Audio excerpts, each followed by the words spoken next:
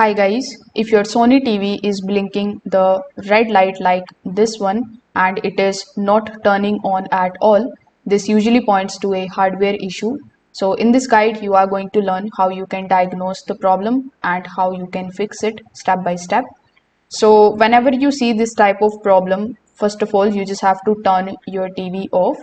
Afterwards, simply unplug it from the power outlet. Then locate the power button and you just have to simply press that power button for at least 20 to 30 seconds. Then after pressing it, you just have to wait for further 1 minute, then plug it back in and turn your TV on.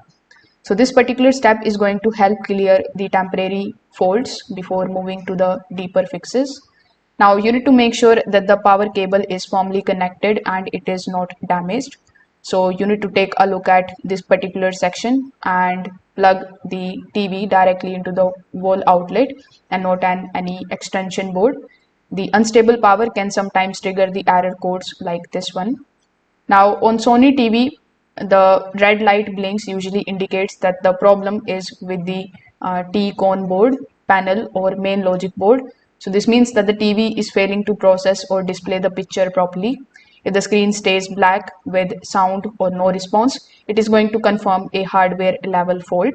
So following these steps are going to help you quickly identify the exact problem and probably fix it. So thank you so much for watching.